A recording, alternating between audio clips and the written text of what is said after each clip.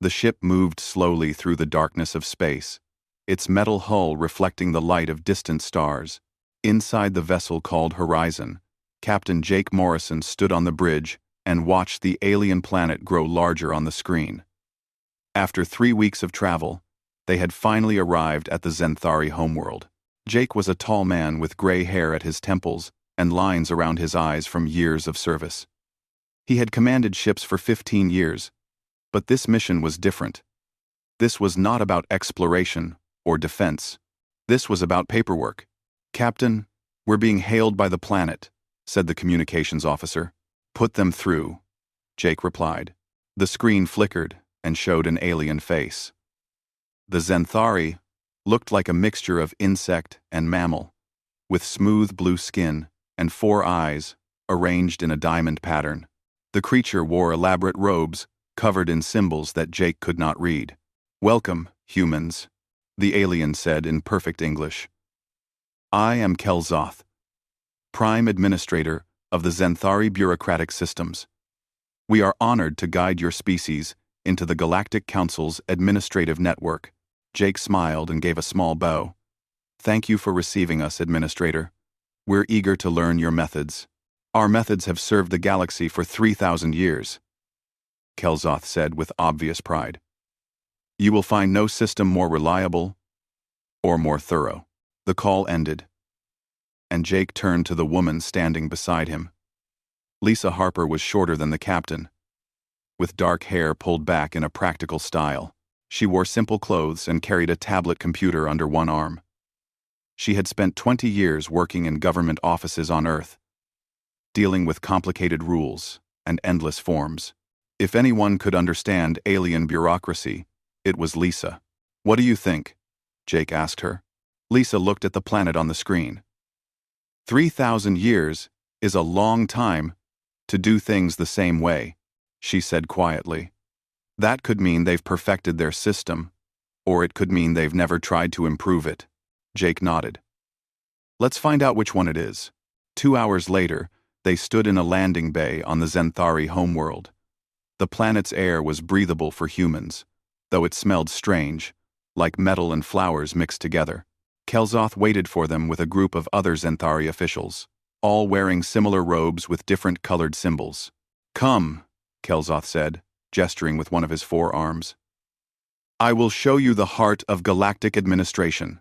They walked through streets that seemed designed for order above all else. Every building looked the same, tall and gray with numbered markings. Aliens of various species moved along the sidewalks, all walking in neat lines. There was no noise, no disorder, nothing out of place. Lisa noticed that every alien they passed carried physical papers. She saw no computers, no tablets, no digital screens. Just paper and folders and bags full of documents. Kelzoth led them to the largest building in the city. It stretched up so high that Lisa could not see the top. "This is Processing Center 1, the administrator announced. "We have 17 such centers across our capital. Each one handles millions of requests every day." Inside, the building was filled with rows and rows of desks. At each desk sat an alien worker, reading papers, stamping documents, and filing folders into cabinets. The sound of stamping filled the air like mechanical rain. Thousands of aliens worked in perfect rhythm, their movements synchronized. "Impressive," Jake said, and he meant it. The scale of the operation was enormous. Kelzoth walked them down an aisle between the desks. "Every document that enters our system is reviewed by trained professionals. We use a 17-point verification process to ensure accuracy. No request is processed without proper authentication." Lisa stopped walking. "Did you say 17 points of verification?" "Yes," Kelzoth replied. "Each document must receive 17 approval stamps from 17 different officials before it can be processed." "And those officials all work in the same building?" "Oh no," Kelzoth said, seeming puzzled by the question. "They work in different centers across the city. Some work on different continents. The document must travel to each location to receive the proper stamp." Lisa exchanged a glance with Jake. but said nothing. They continued the tour, seeing room after room of alien workers processing papers. Kelzoth explained that they handled requests from 73 different species across the galaxy: trade agreements, travel permits, resource allocations, diplomatic communications, and thousands of other types of requests, all flowed through this system. "How long does it take to process a typical request?" Lisa asked. Kelzoth tilted his head, his 4 eyes blinking in sequence. "That depends on the complexity. A simple matter might take only 3 business cycles." "What's a business cycle?" 3 of your Earth days, Kelzoth explained. "So 9 days for a simple request." Lisa wanted to ask what qualified as a simple request, but Jake touched her arm gently. A signal to wait. They reached an office at the top of the building. Through the windows, Lisa could see the entire city spread out below. Kelzoth gestured to chairs, and the humans sat down. "Now," the administrator said, "you mentioned that you wish to submit a trade agreement for mineral rights on one of your colony worlds. This is an excellent first test of our system." He pulled out a form from a drawer. The paper was thick and covered in tiny text. "Fill out this form completely. Leave no space blank. Submit it to the processing office on level 42. They will begin the review process." End quote. Lisa took the form and looked at it. There were hundreds of questions, many of which seemed to ask for the same information in slightly different ways. At the bottom of the page, it said, "Page 1 of 27. "This will take 9 days?" she asked. "If everything is filled out correctly, yes," Kelzoth said. "Of course. If there are any errors, the form will be rejected and must be resubmitted. But do not worry. Most species only need to resubmit 2 or 3 times before they understand our requirements." Jake stood up and shook Kelzoth's hand. Or rather, one of his 4 hands. "Thank you for your time, Administrator. We'll get started on this right away." As they walked back to their ship, Lisa was quiet. Jake knew that look on her face. She was thinking, analyzing, planning. "What is it?" he asked, when they were back on the horizon. Lisa held up the form. "Captain, I've worked in government offices my whole career. I've seen complicated systems. But this," she shook her head, "this is something else. 17 approval stamps? 27 pages for a simple trade agreement? Resubmissions being normal and expected? You think there's a problem?" "I think," Lisa said carefully, "that we need to see how this actually works before we judge it. But my instincts are telling me that something is very wrong here." Jake sat down at his desk. "Then let's fill out this form and see what happens. We'll submit it and track its progress. Consider it a test run." Lisa spent the rest of that day filling out the form with help from their legal expert, Danny Brooks. Every question had to be answered precisely. Every blank had to be filled. By the time they finished, it was late evening, and Lisa's eyes hurt from reading the tiny print. The next morning, they submitted the form to Processing Office 42. The Zenthari clerk who accepted it stamped it with the first approval and placed it in a large bin filled with hundreds of other documents. "How long until someone reviews it?" Lisa asked the clerk. The clerk checked a list. "Your submission is number 843 in the queue. At our current processing rate, it should reach the first reviewer in approximately 6 business cycles." 6 cycles, Lisa repeated. "That's 18 days just to reach the first reviewer?" "Yes," the clerk said, seeming confused by her tone. That is quite fast, actually. Some queues have wait times of 30 or 40 cycles." Lisa walked back to the ship in silence. Jake could see her mind working, could practically hear the gears turning. That night, she came to his office with her tablet. "Captain, I need to request something. What do you need?" 3 weeks had passed since Lisa submitted the trade agreement form. According to Kelzoth, it should have been approved by now. Instead, Lisa sat in her office on the horizon, staring at a tracking number that showed the form was still stuck somewhere in the system. She had called the processing office 3 times. Each time, a different clerk told her the same thing. The form was being reviewed, and she should wait.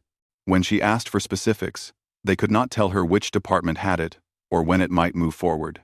Jake entered her office without knocking. He looked tired. Still no answer? Nothing, Lisa said. I'm going down there today to find out what's happening. Want company? No, sir. You've got the meeting with the other human delegations. I'll take Danny with me. Danny Brooks was a young man with red hair and an easy smile. He had worked in logistics for the military before joining the diplomatic corps, and he was good at tracking things that got lost in complicated systems. When Lisa explained what she needed, he nodded immediately. Let's go see where our paperwork went to die, he said. They took a shuttle down to the planet and walked straight to Processing Center 1. Lisa had the tracking number memorized. She went to the main desk and showed it to the clerk. I need to know the status of this submission, she said politely. The clerk, a Zenthari with green markings on its robes, entered the number into a computer. Lisa was surprised to see they had computers at all, given how much paper they used. The clerk studied the screen for a long moment. Your submission is currently at Approval Station 42, awaiting review by Sub-Administrator Plexon. Can I speak with Sub-Administrator Plexon? Lisa asked. The clerk looked uncomfortable. That is not standard procedure. I understand, but this form was supposed to take 9 days. It's been 21 days. I just want to understand why it's delayed. Number 3. The clerk thought about this, then nodded slowly. Level 17. Office 208. Lisa and Danny took an elevator up. The building was even more crowded inside than it had appeared from their first tour. Aliens of all species filled the hallways, many of them holding papers and looking confused. Some had been waiting for hours, judging by the way they leaned against walls with exhausted expressions. Office 208 was small and packed with filing cabinets. Behind a desk sat another Zenthari. This one older-looking with faded markings on its skin. Papers covered every surface of the office, stacked in towers that reached almost to the ceiling. Sub-Administrator Plexon? Lisa asked from the doorway. The Zenthari looked up with 2 of its 4 eyes while the other 2 continued reading a document. I'm Lisa Harper, from the human delegation. I submitted a trade agreement form 3 weeks ago. The tracking system says it's here, waiting for your review. Plexon set down the paper it was reading and pulled up something on its computer. Ah, yes. Submission 843. It is in my queue. When will you review it? When it reaches the top of my queue, Plexon said, as if this was obvious. And when will that be? Plexon checked the computer again. I am currently reviewing submission 406. At my current rate, I should reach your submission in approximately 40 business cycles. Lisa felt her stomach sink. That's 4 months. Correct. But we were told it would take 9 days total. Plexon tilted its head. That is the minimum time, if there are no delays, and all sections are approved on first review. However, such cases are quite rare. Most submissions take longer. Danny spoke up. What are you reviewing right now? The submission you mentioned? Yes. Number 406. It was submitted 4 months ago by the Yenari species. Can we ask what's taking so long with it? Plexon looked at them with what might have been confusion. I am ensuring every detail is correct. This is important work. It cannot be rushed. Lisa took a breath, forcing herself to stay calm. Is there any way to expedite our request? It's for mineral rights that are time-sensitive. No. Plexon said simply. All requests are processed in the order they are received. This ensures fairness. Even emergency requests? Danny asked. All requests, Plexon repeated. Lisa thanked the sub-administrator and left the office. In the hallway, she turned to Danny. We need to talk to Jake. Back on the horizon, they found the captain in a meeting with 2 other human diplomats stationed on nearby worlds. Lisa waited until the meeting ended, then presented what she had learned. Jake listened without interrupting. When she finished, he sat back in his chair. 4 months. For a form that should take 9 days. And that's assuming nothing goes wrong, Lisa added. If Plexon rejects any part of it, we have to start over. How common are rejections? I asked that question at the front desk on our way out. Danny said. The clerk told me that approximately 80% of all submissions get rejected at least once. Some get rejected multiple times. Danny. I have see. Jake looked shocked. 80%?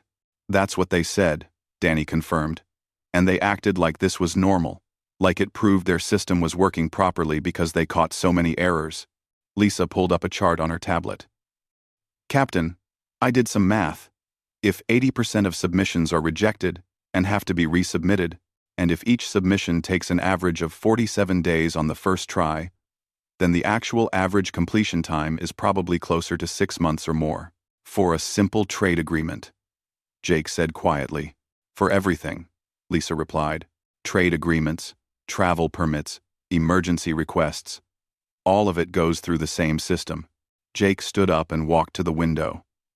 The Zenthari capital spread out below, thousands of buildings dedicated to processing paperwork. You said emergency requests too. What kind of emergency requests? Danny pulled up his own notes. While we were waiting in the hallway, I talked to some of the aliens. One of them was from a mining colony. They need medical supplies because of a disease outbreak. They submitted their request 6 weeks ago. It's still waiting for initial review. 6 weeks for medical supplies during a disease outbreak, Jake repeated, his voice hard. I asked the alien why they did not just buy the supplies commercially, Danny continued. They said their colony does not have the authority to make purchases without approval from the council. They need permission. First, Lisa set her tablet down. Captain, I think we need to look deeper into this system. This is not just slow. This is dangerous. Jake turned back to face them. What do you need? Access to their records, permission to observe their operations. Time to analyze how this whole system actually works. You think you can find a better way? Lisa chose her words carefully. I think there has to be a better way. Whether they'll let me find it is another question. Jake made his decision. Make a formal request to Kelzoth. Tell him we want to study their methods so we can better integrate Earth's systems with theirs. Make it sound like we want to learn from them, not criticize them. He'll see through that eventually, Lisa said. Probably, Jake agreed. But by then, you'll have the information you need. The next day, Lisa met with Kelzoth in his office. She explained that the human government wanted to fully understand Zenthari methods before implementing them on Earth. She praised the scale and organization of their system. She asked if she and a small team could observe their operations for 1 week. Kelzoth preened at the praise. Of course. I am happy to show you how proper bureaucracy functions. Too many species try to rush things, to take shortcuts. You will see that thoroughness takes time. But the results are worth it. I'm sure they are, Lisa said, not quite lying. She assembled a team of 3 people. Herself, Danny, and Amy Chen, a programmer who had worked on Earth's global database systems. For 1 week, they were given access to Processing Center 1 and permission to observe any department they wished. What they found was worse than Lisa had imagined. On the first day, they watched the receiving department where new submissions arrived. Forms came in from all across the galaxy, delivered by ship or transmitted electronically, and then printed out. Lisa asked why they printed electronic submissions. For security, the receiving clerk explained. Digital files can be altered or corrupted. Paper is permanent. But paper can be lost or destroyed, Amy pointed out. Not in our system, the clerk said confidently. We have copies of everything. They toured the archive that afternoon. It was an entire building, 10 stories tall, filled with nothing but filing cabinets and shelves, trillions of documents, organized by year and submission number, stretching back 3,000 years. How do you find anything in here? Danny asked. The archivist, a 6-legged alien species Lisa did not recognize, gestured to a computer terminal. We have a digital index.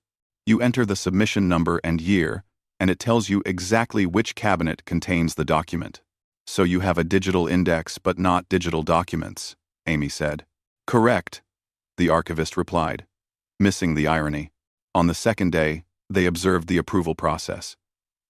They watched Sub-Administrator Plexon review documents, stamping some and rejecting others. Lisa timed him. Each document took an average of 17 minutes to review. Some took longer. What are you checking for? Lisa asked during a break. Everything, Plexon said. Correct forms, complete information, proper authorization, accurate data, consistent formatting, appropriate language, and correct submission procedures. What if a form has a tiny error, like a misspelled word?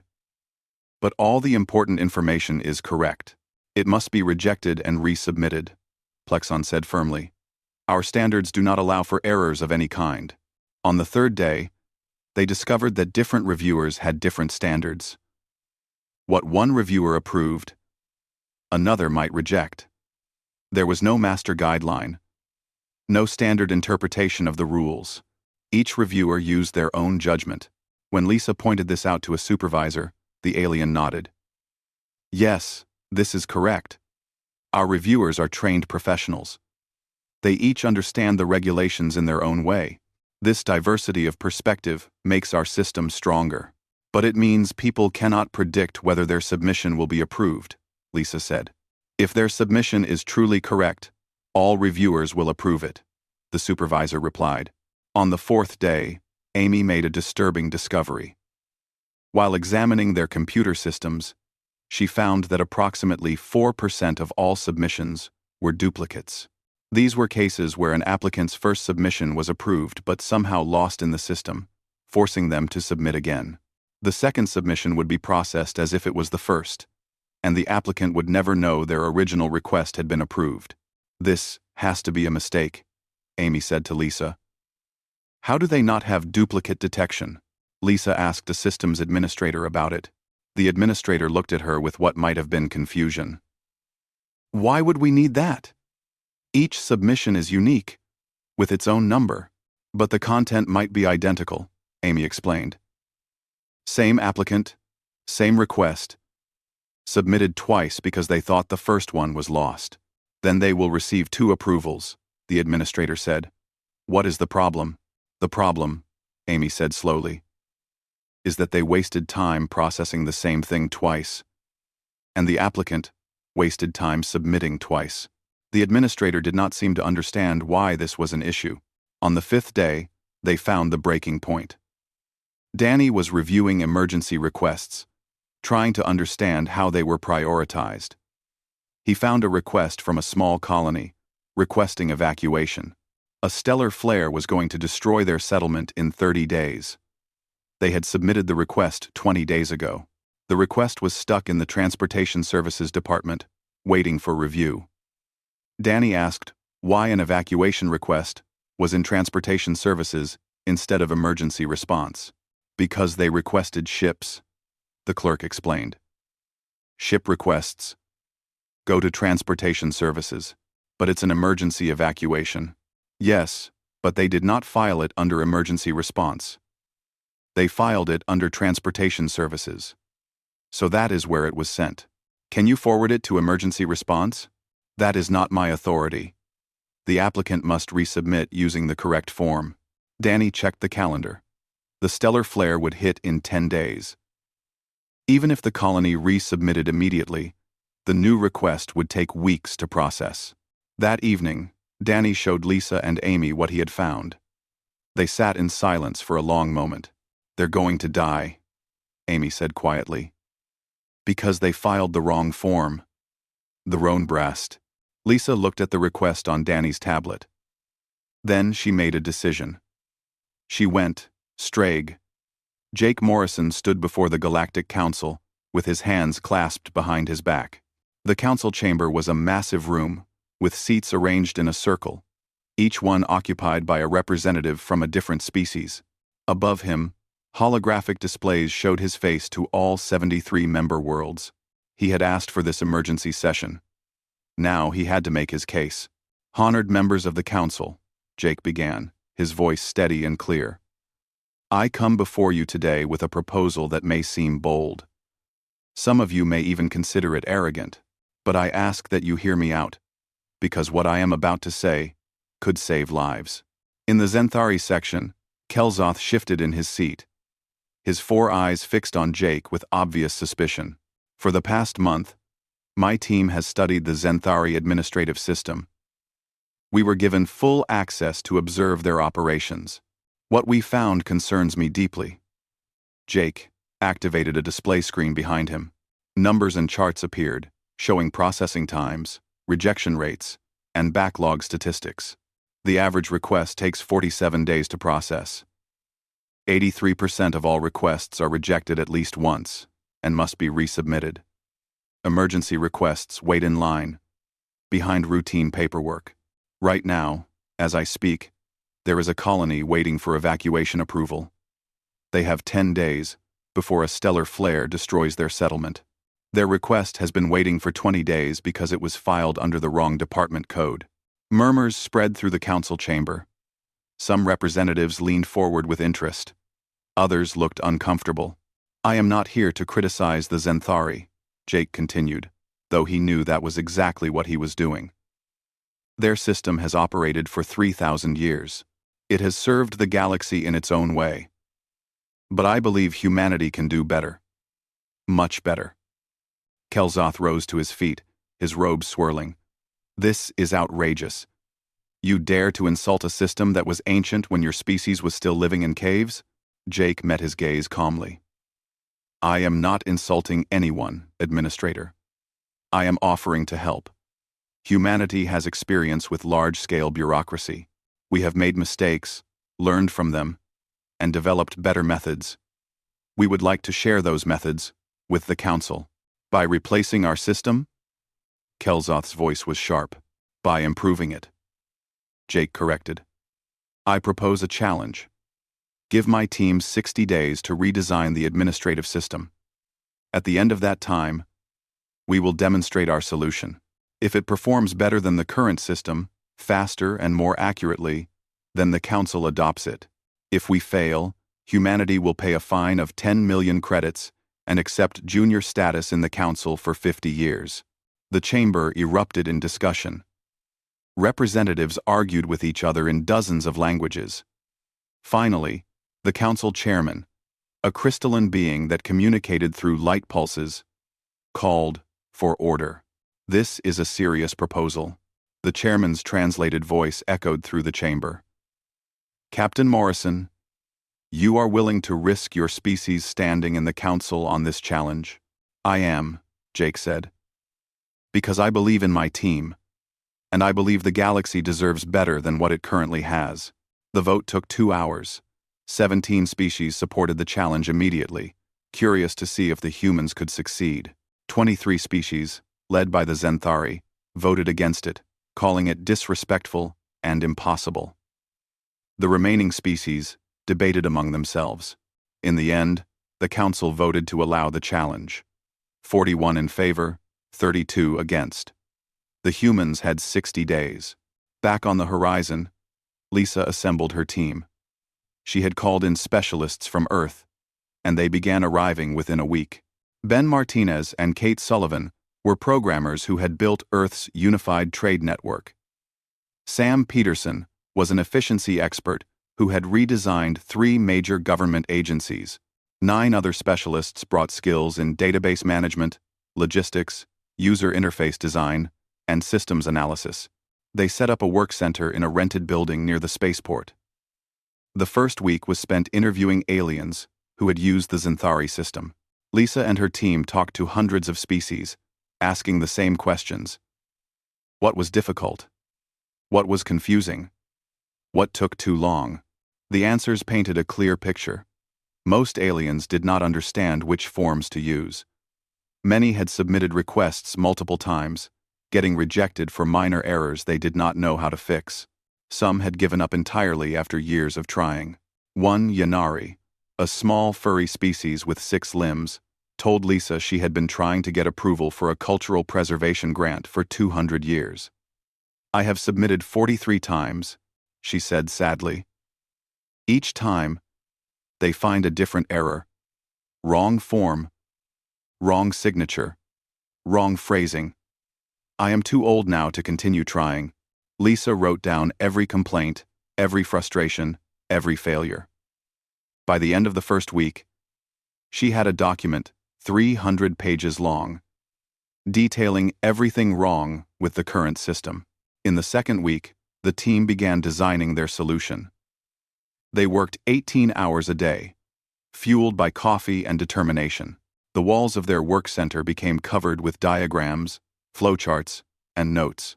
"The core problem," Lisa explained to her team, "is that the system requires users to understand it perfectly before they can use it. There are 47 different forms for requesting resources, each with subtle differences. Users have to guess which form is right. If they guess wrong, rejection. If they miss a field, rejection. If they use slightly wrong phrasing, rejection. So we need to make it impossible to choose the wrong form," Ben said. "Exactly," Lisa agreed. "We need a system that asks questions and figures out what the user needs. The user never sees forms. They just answer questions in plain language, and the system handles everything else." Kate pulled up a prototype on her screen. Like this. The user logs in and gets a simple prompt. "What do you need?" They type their request in their own words. The system analyzes it using language processing and asks clarifying questions. "Do you need this immediately? What is your budget? How many units?" The system builds the request automatically based on their answers. Amy added her own idea. "And we digitize everything. No more paper unless someone specifically needs a physical copy. All documents are encrypted and backed up to 3 separate servers in different parts of the galaxy. A fire or a flood cannot destroy our records." "What about the approval process?" Sam asked. "Right now, 9 different departments review everything sequentially. Department 1 approves, then it goes to Department 2, then 3, and so on. If Department 9 rejects it, the whole process starts over. We make them review simultaneously," Lisa said. "All 9 departments see the request at the same time. They can communicate with each other in real time through a shared system. If Department 9 has a concern, they can flag it immediately. And if 8 departments approve but 1 has a small concern, the supervisors can conference and make a decision together instead of forcing a complete rejection." Ben worked on the duplicate detection system. Every request gets analyzed against all previous requests from the same user. If it matches something already in the system, we flag it immediately and ask if they want to check the status of their original request instead of submitting a new one. Over the next 3 weeks, the system took shape. It was not just one program, but an entire network of interconnected tools. The interface was simple, designed so that anyone could use it regardless of their species or technical skill. The back-end was complex, using advanced algorithms to route requests efficiently. They built in a priority system. Emergency requests were flagged automatically based on keywords and urgency indicators. These went to the front of the queue, not the back. A colony requesting evacuation would be processed within hours, not weeks. They created consistency tools. Every reviewer had access to a master database of previous rulings. If a similar request had been approved before, the system showed the precedent. This meant reviewers could not arbitrarily reject something that had been approved in the past. Most controversially, Lisa reduced the approval requirements from 17 stamps to 3, with all 3 reviewers working simultaneously instead of sequentially. "The Zenthari will hate this," Danny warned. "Probably," Lisa agreed. "But it works. 3 skilled reviewers working together can catch more problems than 17 reviewers working in isolation. And it's faster." By week 4, they had a working prototype. Lisa tested it herself, submitting a fake trade agreement request. The system asked her 12 simple questions, taking less than 5 minutes. It analyzed her answers, determined she needed Form 17B, filled it out automatically, and routed it to the appropriate reviewers. She received an approval notification 3 hours later. 3 hours instead of 9 days. And that was with a brand new system, still being tested. In week 5, they began the hardest part: convincing Zenthari administrators to learn the new system. Lisa needed their cooperation because the reviewers would still be the same aliens. Only the tools would change. Kelzoth refused to participate. "This is a waste of time," he announced publicly. "Your system will fail, and then we will return to proper methods." But some younger Zenthari administrators were curious. Lisa held training sessions, showing them how the new tools worked. At first, they were skeptical. They had been stamping papers for years. The idea of working on computers, communicating instantly with other departments, and making decisions in hours instead of days felt wrong to them. Then Lisa showed them the backlog: 10,000 pending requests, some waiting for months. She challenged them. "Help me clear this backlog. Use my system for 1 week. If it is worse than your current method, I will accept defeat." 6 administrators agreed to try. Lisa trained them carefully, showing them how to use the shared review system, how to check for duplicates, how to flag emergency requests. She paired each Zenthari with a human helper for the first few days. By day 3, the 6 administrators were working faster than they ever had before. The system was making decisions that used to take them hours of searching through files and comparing documents. The duplicate checker alone saved them enormous time. One administrator, a young Zenthari named Vexer, came to Lisa with excitement in his movements. "I just processed 15 requests in 1 hour. Normally, I process 4 in a full day. This system is incredible." Word spread. Other administrators asked to join the trial. By the end of week 5, Lisa had 20 Zenthari working with the new system, and they were clearing the backlog faster than she had hoped. Week 6 was for final testing. Lisa's team simulated every scenario they could imagine: system crashes, network failures, massive submission spikes, conflicting approvals, corrupted data. They fixed bugs, improved performance, and refined the interface. The Galactic Council scheduled the official demonstration for the end of week 8. Lisa would have 2 weeks of buffer time if anything went wrong. Nothing went wrong. On day 52, 8 days ahead of schedule, Lisa declared the system ready. She sent a message to Jake. "Captain, we're done. It works. And it works well."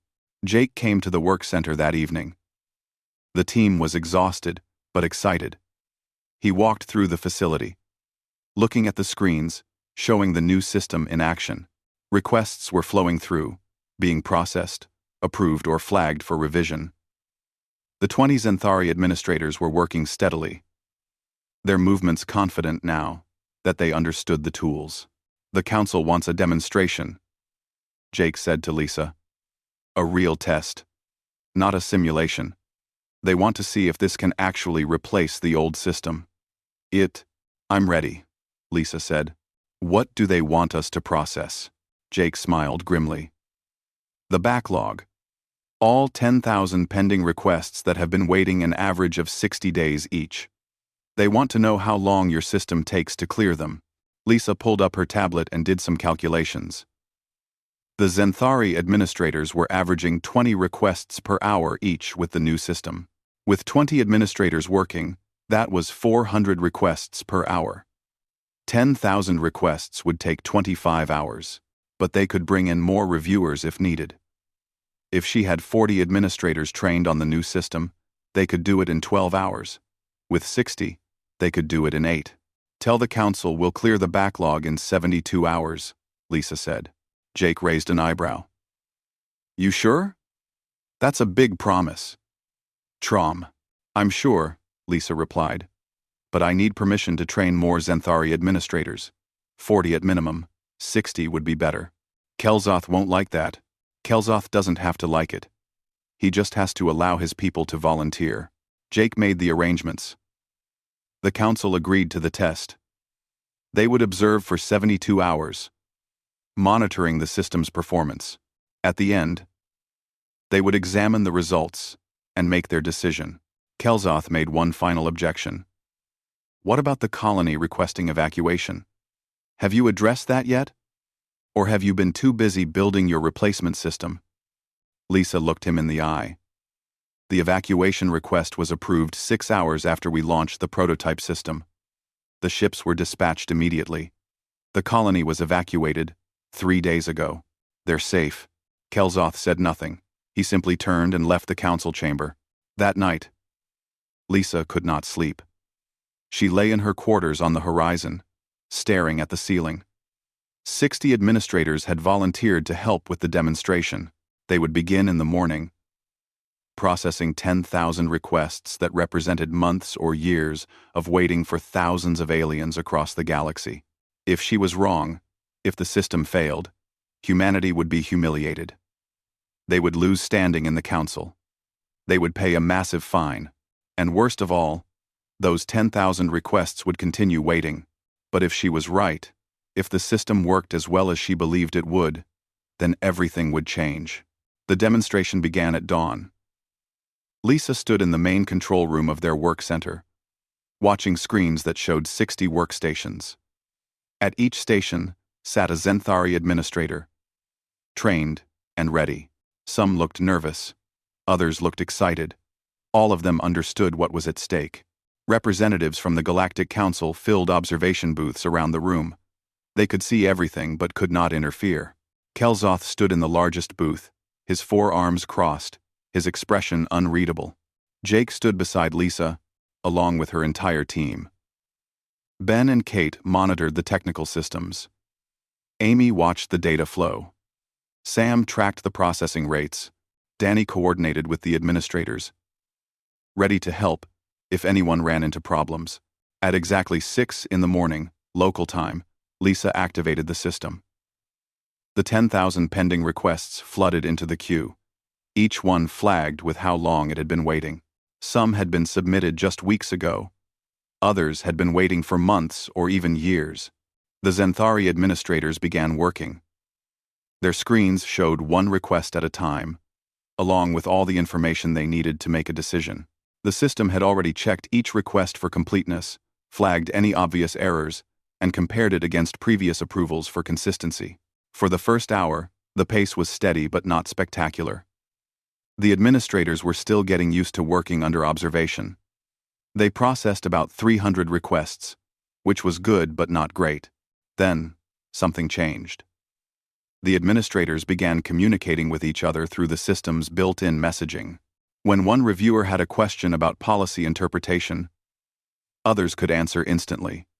When someone found a request that was borderline, they could share it with a supervisor for quick guidance.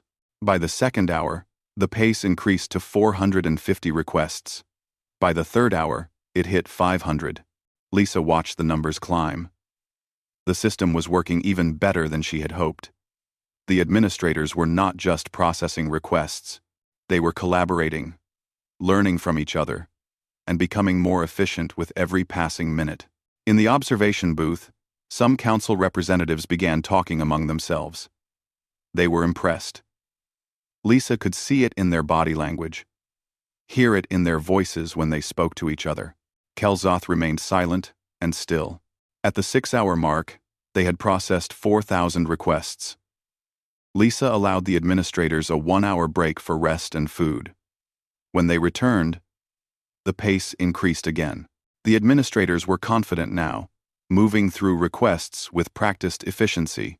By hour 12, they had cleared 6,000 requests. By hour 18, 8,000. The finish line was in sight. But then, they hit a problem. Request number 8,247 was flagged by the system as suspicious. It was a trade agreement that seemed identical to one submitted 3 years earlier by a different species. The system's duplicate checker had caught something the Zenthari system had missed for years. Someone was trying to get approval for the same trade route twice, likely to collect fees from both parties.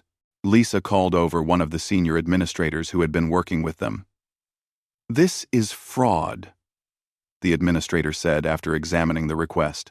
"This should be rejected and reported to the authorities." "Can you do that?" Lisa asked. "Not under the old system. We would have to process it normally, then file a separate report, then wait for the fraud investigation department to review it. That takes months." "What about under the new system?" The administrator smiled, showing teeth. "Under the new system, I just press this button." They tapped their screen, and the fraudulent request was automatically flagged, rejected, and forwarded to the fraud department with all relevant evidence attached. The whole process took 10 seconds. "The old system would have approved this," the administrator said quietly, "because no one would have compared it to the request from 3 years ago. The paper files are too difficult to search, but your system found it immediately." Lisa filed that information away. The new system was not just faster. It was catching problems that the old system missed entirely. They finished the 10,000 requests at hour 23, 1 hour ahead of schedule. The final numbers appeared on the main screen. 9,983 approved. 14 rejected for incomplete information. 3 flagged for fraud investigation. The observation booths erupted in discussion. Representatives were talking over each other, some in excitement, others in disbelief. 72 hours had been the deadline. The humans had done it in less than 24. Kelzoth left his booth and walked down to the control room floor. He approached Lisa slowly, studying the screens showing the completion statistics. For a long moment, he said nothing. "This is impossible," he finally said. "You must have rushed the reviews. You must have missed errors. We can pull up any approved request for your inspection," Lisa replied calmly. "Choose any 10 at random. Review them yourself. Check our work." Kelzoth did exactly that. He spent the next 2 hours reviewing 10 randomly selected approvals. He checked every detail, compared them against the regulations, and looked for any mistakes. He found none. Every approval was correct and complete. The reviews were thorough and accurate. "I do not understand," Kelzoth said. And for the first time, he sounded uncertain rather than proud. "How did you do this? We have been processing requests for 3,000 years. How did you make it so much faster?" Lisa gestured to the screens. "You had good people working with bad tools. Your administrators are skilled and dedicated. But they were wasting time on things that computers can do better. Searching for old files, comparing documents, checking for duplicates, routing paperwork between departments. Those are tasks that should be automated." She pulled up a comparison chart. "In the old system, your administrators spent about 60% of their time on administrative tasks and only 40% on actual decision-making. In the new system, those percentages are reversed. The computer handles the busy work, and your people focus on what they're good at, evaluating requests and making judgments." "But the 17 approval stamps," Kelzoth said, "we reduced to 3. How can 3 reviewers be as thorough as 17? "Because the 3 reviewers work together instead of separately," Lisa explained. "In the old system, each reviewer saw the request in isolation. They could not discuss it or share their reasoning. If reviewer number 17 had concerns, reviewers 1 through 16 never heard about them. In the new system, all 3 reviewers see the request simultaneously. They can message each other, share observations, and make a collaborative decision. 3 people working together are smarter than 17 people working alone." Kelzoth looked at the administrators who had participated in the demonstration. They were celebrating quietly, congratulating each other on their success. They looked proud and energized, not exhausted. "They enjoyed this," Kelzoth said, as if surprised. "Yes," Lisa confirmed, "because they could see their progress. In the old system, they worked all day and processed 4 or 5 requests. They never knew if those requests were important or routine. They never got feedback or recognition. In the new system, they processed 20 requests each today. They helped clear a backlog that has been growing for years. They made a real difference, and they know it. The Galactic Council convened that evening for the final vote. The demonstration results were presented in detail. Processing time: 23 hours versus the estimated 2,000 hours it would have taken with the old system. Error rate: less than 2%. Fraud detection: 3 cases caught that would have been missed entirely. The council chamber was more subdued than it had been for the challenge vote. Everyone had seen the results. The evidence was overwhelming. The chairman spoke first. "We have witnessed something remarkable. The human team has proven that our administrative system, which has served us for millennia, can be improved dramatically. The question now is whether we accept this change." A representative from the Vrexian species stood up. "I vote in favor. My people have struggled with the old system for generations. We have lost opportunities and suffered delays that cost lives and resources. If the humans can truly fix this, we must accept their help." One by one, representatives spoke. Some expressed gratitude. Others expressed concern about changing something so fundamental to galactic governance. A few, allies of the Zenthari, argued that tradition and proven methods should not be abandoned for the sake of speed.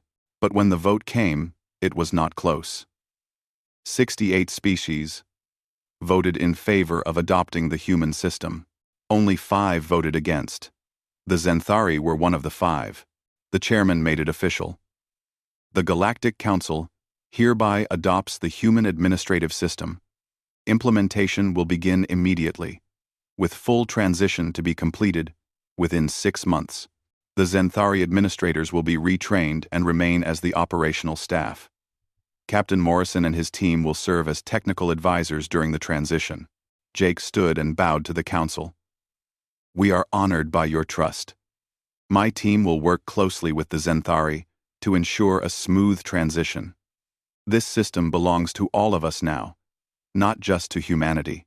After the vote, Lisa found Kelzoth in a quiet corridor outside the council chamber. The old administrator stood alone, looking out a window at his city of processing centers. "You were right," he said without turning around. "I did not want you to be right, but you were." Lisa stood beside him. "You dedicated your life to making the system work. That matters. Without administrators like you, even the best system is useless." 8. We have not round. 8. I spent 50 years perfecting those 17 approval stamps, Kelzoth said quietly. I wrote half the regulations in the current system. I believed it was the best possible solution. And now, in less than 2 months, you have shown me that it was deeply flawed. Not flawed, Lisa corrected gently. Limited. Your system worked with the technology and knowledge available 3,000 years ago. But technology changes. Knowledge grows. What was once the best solution does not have to stay the best solution forever. Kelzoth turned to face her. I am an old administrator set in old ways. Can your new system teach an old Zenthari new methods? Old Zenthari. The 60 administrators who helped with the demonstration learned in a week, Lisa said. You are more experienced than any of them.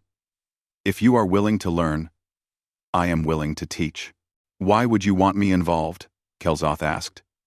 I opposed you at every step. I called your work impossible and insulting. Because you care about doing things right. Lisa replied. You wanted the system to be perfect. That is exactly the kind of person we need, helping to implement the new system. Someone who will not accept shortcuts or poor quality. Someone who will hold us to high standards. Kelzoth was silent for a long moment. Then, slowly, he extended one of his 4 hands. Then, I will learn. And I will help make your system work for the entire galaxy. Lisa shook his hand, feeling the strange texture of his alien skin. Not my system. Our system. The next 6 months were the busiest of Lisa's life. She and her team traveled to all 73 member worlds, training administrators, installing the new system, and customizing it for local needs. Each species had unique requirements, and the system had to be flexible enough to accommodate them all. Ben and Kate expanded the system's capacity, building server farms on 12 different worlds to handle the galactic load. Amy refined the duplicate detection, making it smarter and more accurate. Sam worked with alien administrators to optimize their workflows and identify any remaining inefficiencies. Danny coordinated the massive logistics of transitioning trillions of documents from paper to digital format. Teams of workers scanned old files, verified the data, and uploaded it to the new archives. It was tedious work, but it made the historical records searchable for the first time in galactic history. Kelzoth became Lisa's strongest ally.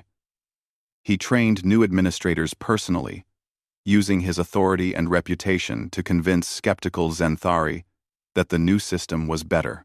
When problems arose, he worked with Lisa to find solutions. His deep knowledge of galactic regulations proved invaluable in making sure the new system complied with all council laws. By the end of 6 months, the transition was complete. The old paper-based system was officially retired. Every processing center in the galaxy now used the human-designed digital system. The results were immediate and dramatic. Average processing time dropped from 47 days to 3 days. The rejection rate fell from 83% to less than 5%. Emergency requests were resolved in hours instead of weeks. The backlog that had been growing for decades began to shrink as the system caught up with all the pending requests. Species that had been too intimidated to join the Galactic Council because of the complicated bureaucracy began applying for membership. Trade increased as agreements could be finalized quickly. Colonies received resources faster. Emergency responses improved dramatically. The Yanari, who had tried for 200 years to get her cultural preservation grant, received approval in the first week after the new system launched. She attended a ceremony where she personally thanked Lisa and her team. "I am old," she said, her voice trembling with emotion. "I thought I would die before seeing this approved." Jake stood with Lisa on the observation deck of the horizon, watching the Zenthari homeworld recede as they prepared to return to Earth. 6 months of constant work had left them exhausted, but satisfied. "You did it," Jake said. "You actually did it. You changed the entire galaxy." 6 months after the system launch, Lisa Harper returned to the Zenthari homeworld for what she hoped would be the last time for a while. She was tired of traveling, tired of training sessions, and tired of explaining the same concepts to different species.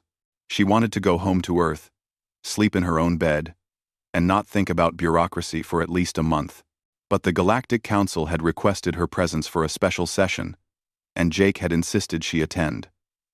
"Trust me," he had said. "You'll want to be there." Now she stood outside the council chamber, waiting to be called inside. She wore her formal diplomatic uniform, which she hated because it was stiff and uncomfortable. Danny and Amy stood with her, also in formal dress. "Any idea what this is about?" Amy asked nervously. "No clue," Lisa admitted. "Jake wouldn't tell me anything." The chamber doors opened, and a Zenthari aide gestured for them to enter. Inside, all 73 council representatives were present, along with hundreds of observers filling the gallery seats. Lisa spotted Jake sitting in the human delegation section, wearing a slight smile. The chairman's crystalline form glowed as he spoke. "Lisa Harper, please approach the center of the chamber." Lisa walked forward, her footsteps echoing in the large space. She felt everyone's eyes on her and fought the urge to fidget with her uniform. 6 months ago, the chairman began, humanity issued a challenge that many of us thought was impossible. They claimed they could improve a system that had operated for 3,000 years. Some of us doubted, some of us resisted. A holographic display appeared above the chamber, showing statistics. Lisa recognized the data from her own reports. Processing times, approval rates, cost savings, efficiency gains. The numbers were impressive even to her, and she had been watching them daily. Since the implementation of the human administrative system, the chairman continued, the Galactic Council has processed more requests in 6 months than it processed in the previous 3 years. Response times have improved by 94%. Error rates have decreased by 91%. Most importantly, we have prevented 17 emergencies that would have resulted in loss of life under the old system. The gallery erupted in applause. Lisa felt her face grow hot. She had known the system was working well, but she had not realized the impact was this significant. The chairman waited for silence before continuing. But statistics alone do not tell the full story. We have received over 10,000 personal messages from citizens across the galaxy, thanking the Council for the improvements. Species that previously avoided dealing with galactic administration are now engaging actively. 5 new species have applied for Council membership, citing the improved bureaucracy as a major factor in their decision. More applause. Lisa glanced at Jake, who was grinning now. Therefore, the chairman said, the Galactic Council wishes to formally recognize the contribution of Lisa Harper and her team. Lisa Harper, we award you the Star of Administrative Excellence, the highest honor the Council can bestow for improving galactic governance. Your work has touched billions of lives and will continue to benefit the galaxy for generations to come. A Zenthari aide approached, carrying a small box. Inside was a crystal medal on a silver chain. The medal was carved to look like a star with 12 points, representing the original 12 species that founded the Council. The chairman himself placed the medal around Lisa's neck. Thank you, Lisa managed to say, her voice barely working. She had expected a simple meeting, maybe a certificate. Not this. There is one more matter, the chairman said. The Council has voted to establish a new, permanent position. Director of Administrative Innovation. This person will be responsible for continuously improving our systems, ensuring we never again become stagnant or complacent. Lisa Harper, the Council unanimously offers you this position, if you wish to accept it. Lisa's mind raced. A permanent position with the Council meant staying in space, working with aliens, continuing to improve galactic systems. It meant not going home to Earth, at least not permanently. It meant dedicating her life to this work. She thought about the Yanari who had waited 200 years for her grant. She thought about the mining colony that had almost died waiting for medical supplies. She thought about the 17 emergencies that had been prevented in just 6 months. I accept, she said clearly. It would be an honor. The chamber erupted in applause again. Louder this time.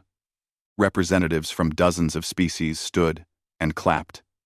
Even some of the Zenthari, who had initially opposed the changes, were applauding. After the ceremony, Lisa found herself surrounded by well-wishers. Representatives wanted to shake her hand, thank her personally, or discuss improvements for their specific worlds. It took her an hour to make her way through the crowd to where Jake stood waiting. You knew about this, she accused him. Of course I knew, Jake said with a grin. The Council contacted me 3 weeks ago to ask if you would accept the position. I told them you would, but you had to hear the offer in person. I almost said no, Lisa admitted. I was thinking about going home, but you said yes, because the work isn't finished. Lisa looked around the chamber at the diverse species that made up the Council. We've fixed the basic system, but there's so much more we could do. Better data analysis, predictive modeling, automated resource allocation. We could make this system 10 times better than it is now. Jake put a hand on her shoulder. That's why you were the right person for this job. You don't see it as finished. You see it as the beginning. Kelzoth approached them, moving slowly through the crowd. The old administrator looked different now. He still wore his formal robes, but he carried a tablet computer instead of paper documents. He had adapted to the new system better than anyone had expected. Congratulations, Director Harper, he said formally. Thank you, Administrator Kelzoth, Lisa replied. I hope you'll continue to work with me. I still need your expertise. Actually, Kelzoth said, I have come to discuss my retirement. Lisa felt a stab of disappointment. You're leaving? Not exactly. Kelzoth's expression was hard to read, but Lisa thought she detected amusement. I am retiring from my position as Prime Administrator of Processing Systems. I am too old to manage day-to-day operations any longer. But the Council has offered me a new position as Senior Advisor on Administrative Tradition and Compliance. I would work directly with you, ensuring that our improvements respect galactic law and cultural traditions. I would like that very much, Lisa said honestly. Your knowledge is irreplaceable. I have learned much in these past months, Kelzoth said quietly. I learned that change is not betrayal of tradition. I learned that improvement is not criticism of the past. And I learned that sometimes the greatest wisdom is admitting you were wrong. He extended all four of his hands. Lisa shook them one by one, the gesture feeling more natural now than it had 6 months ago. Over the next year, Lisa settled into her new role as Director of Administrative Innovation. She assembled a permanent team of 20 specialists from various species, including Ben, Kate, Amy, and Sam from Earth, plus skilled aliens who brought different perspectives and expertise. They launched dozens of initiatives. A predictive system that could forecast resource needs before colonies requested them. An automated dispute resolution system that could handle minor conflicts without requiring full council review. A real-time translation network that eliminated language barriers in official documents. But Lisa's favorite project was the Education Initiative. She created training programs to teach young aliens from all species about efficient administration and systems thinking. The first class had 300 students from 40 different worlds. They learned not just how to use the current system, but how to think critically about processes and identify improvements.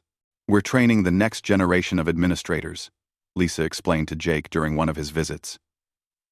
In 20 years, these students will be running departments across the galaxy. They'll bring fresh ideas and new perspectives. They'll make sure we never get stagnant again. Jake watched the students working at their terminals, a mix of species he could barely identify. You're not just fixing broken systems anymore. You're changing how the galaxy thinks about administration itself. That was always the goal, Lisa said. The Zenthari system wasn't bad because the Zenthari were bad at their jobs. It was bad because no one questioned it for 3,000 years. Everyone assumed it was the best possible solution simply because it was the only solution they knew. I want to make sure that never happens again. Lever. One afternoon, Lisa received a message that made her smile. It was from the Yanari, who had finally received her cultural preservation grant. The grant had funded a museum on her homeworld, preserving the history and art of her species for future generations. The museum was opening today, and the Yanari had sent Lisa an invitation to the ceremony. Lisa could not attend in person, but she watched the ceremony via video link. The museum was beautiful, filled with artifacts and artwork spanning thousands of years of Yanari history. The old Yanari, who had waited 200 years, stood at the entrance, giving a speech about patience, perseverance, and hope. I am very old, she said, her voice still trembling but stronger than before. I have waited most of my life for this moment. There were years when I thought it would never come, when I wanted to give up. But I kept trying, kept submitting, kept hoping. And now, because someone was willing to look at an old system with new eyes, my dream is real. She looked directly at the camera, as if she knew Lisa was watching. Thank you, Lisa Harper. Thank you for showing the galaxy that things can change, that systems can improve, that the way we have always done things is not the way we must always do them. Lisa found herself crying, tears running down her face as she watched the museum opening. This was why she had accepted the position. Not for the medal, or the title, or the recognition. For moments like this, when her work made a real difference in someone's life. 2 years after the system launch, Lisa attended a council session where a small species called the Dravani formally applied for membership. The Dravani had been isolated for centuries, observing the galaxy, but never participating because they found the bureaucracy too intimidating. Their representative, a small blue creature with wings, spoke nervously. My people have wanted to join the galactic community for 300 years. But we are a small species with limited resources. Under the old system, we could not afford the lawyers and consultants needed to navigate the application process. Many of us tried and failed. Overwhelmed by the complexity, the representative pulled out a tablet. Then we heard about the new system. We heard that it was simple, that it asked questions instead of requiring forms, that it helped applicants instead of rejecting them for minor errors. So we tried. And our application was processed in 1 week. 1 week, instead of the years we expected. This is why we are here today. The council approved the Dravani application unanimously. As the representative left the chamber, she stopped by Lisa's seat and bowed deeply. That evening, Lisa stood in her office looking at a wall covered with messages, photos, and thank you notes from across the galaxy. Colonies that received emergency help in time, traders who could finally do business efficiently, artists who got grants approved, scientists who received research funding, thousands of small victories, each one representing a life improved or a problem solved. Kelzoth entered without knocking, as he often did now. They had worked together so long that formality had given way to comfortable collegiality. He looked at the wall of messages with his 4 eyes. "Do you ever regret it?" he asked. "Giving up your life on Earth to stay here?" Lisa thought about it honestly. She missed Earth sometimes, missed her apartment, her favorite restaurants, the familiar streets of her hometown. But when she thought about going back to her old job, processing forms for a single planet's government, it felt too small now. "No," she said. "This is where I'm supposed to be. This is the work I was meant to do." "You have changed the galaxy," Kelzoth said. "Not through war or conquest or grand exploration. Through paperwork and databases and user interfaces. It is not the kind of change that makes heroic stories." "Maybe not," Lisa agreed. "But it's the kind of change that helps people. Real people, living real lives. That's enough for me." Kelzoth nodded slowly. "You have taught me many things, Lisa Harper. How to use computers, how to think about efficiency, how to question old methods. But the most important thing you taught me is that boring work can still be important work. That making forms easier to fill out is just as valuable as exploring new worlds. Maybe more valuable," Lisa said. "Because it affects more people. Every person who interacts with government, every person who needs help from the system, they all benefit. That's billions of beings across the galaxy." 3 years after the launch, the Council commissioned a comprehensive study of the system's impact. The results were staggering. Economic activity had increased by 18% across the galaxy, largely due to faster trade agreement processing. Emergency response times had improved by 97%. Overall citizen satisfaction with galactic governance had risen from 34% to 89%. But the number that meant the most to Lisa was this.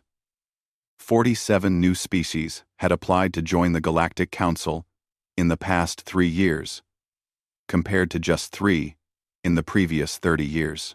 The galaxy was becoming more connected, more collaborative, more unified, and it had started with something as simple as making the paperwork easier. Jake visited for the anniversary celebration, along with Danny and the rest of the original team. They stood together on a balcony overlooking the Zenthari capital, watching as buildings that had once been stuffed with paper files now housed digital servers and training centers. 3 years ago, you said 5 humans could replace the entire operation, Jake reminded Lisa. Turns out you needed a bit more than 5. Lisa laughed. I may have underestimated the scale slightly. But the principle was right. The Zenthari had good people using bad tools. We just gave them better tools. And changed galactic civilization in the process, Danny added. Amy raised a glass. To boring work that matters. They all raised their glasses and drank. Below them, the city continued its work, processing thousands of requests, helping millions of beings, making the galaxy run a little more smoothly. Lisa thought about her journey from a government worker on Earth to the director of administrative innovation for an entire galaxy. She thought about all the people she had helped, all the problems she had solved, all the systems she had improved. She was not a warrior or an explorer or a scientific genius. She was a bureaucrat, and she had changed the galaxy, not through force or discovery, but through efficiency, clarity, and a simple willingness to ask, why do we do it this way? Sometimes, that was all it took. Someone willing to question, someone willing to improve, someone willing to believe that even the most ancient and accepted systems could be made better. The galaxy had thought its bureaucracy was flawless. Then humans looked at it and saw not flaws but opportunities. And in seeing those opportunities and acting on them, they had proven something important. That the newest voices sometimes see what everyone else has stopped noticing, and that the greatest changes often come from the most unexpected places. Lisa looked up at the stars and smiled. Out there, across hundreds of worlds, billions of beings were living slightly easier lives because forms were simpler and approvals were faster. It was not the kind of achievement that would be written in history books or celebrated in songs, but it was real. It mattered. And it was enough. Lisa shook her head. We did it. The whole team, and the Zenthari administrators, who were willing to try something new. This was never about humans being superior. It was about being willing to question something that everyone else accepted. Still, Jake said with a smile. Not bad for a bunch of bureaucrats. Lisa laughed. Not bad at all. As the horizon jumped to faster-than-light travel, carrying them home, Lisa thought about everything they had accomplished. They had not conquered the galaxy or discovered new worlds. They had done something simpler but perhaps more important. They had made life a little easier for billions of beings across hundreds of worlds. Sometimes the greatest adventures did not involve battles or exploration. Sometimes they involved fixing broken systems, teaching better methods, and helping others see possibilities they had never considered. And sometimes, the newest voice in the room could see what everyone else had stopped noticing long ago. She thought about the Yenari, who had tried for 200 years to get her grant approved. She thought about the mining colony that had waited 6 weeks for medical supplies. She thought about all the aliens she had interviewed who had given up after years of frustration. The Zenthari system was not evil. It was just old, rigid, and never questioned. Sometimes the greatest harm came not from malice, but from accepting things as they were, simply because they had always been that way. Tomorrow, they would show the galaxy there was a better way. Lisa finally fell asleep just before dawn, her mind still calculating processing rates and approval times. She dreamed of forms dissolving into light, and paperwork transforming into clean digital data flowing like water through an efficient system that worked for everyone, not just those patient enough to navigate its complexities. HT, to Jake's office. Captain, we have a situation. She explained everything. The 6-month processing times, the 80% rejection rate, the duplicate submissions, the inconsistent standards, and finally, the colony that was going to be destroyed because their evacuation request was in the wrong department. Jake's face grew harder with each detail. When she finished, he asked one question. Can humans do better? Lisa did not hesitate. Captain, a team of 5 humans could replace this entire operation and do it better. Jake nodded slowly. Then, I think it's time we proved that. Permission to study this system in detail. Not just submit forms and wait for results. I want to see how it really works, from the inside. I want to observe their processes, talk to their workers, understand why they do things this way. Jake leaned back in his chair. You think you can find problems in a system that's been running for 3,000 years? Lisa met his eyes. Captain, I know I can find problems. What I don't know yet is whether they'll let us fix them. Jake thought about it for a moment, then nodded. Make the request to Kelzoth tomorrow. Tell him we want to learn from their expertise. Appeal to his pride in their system.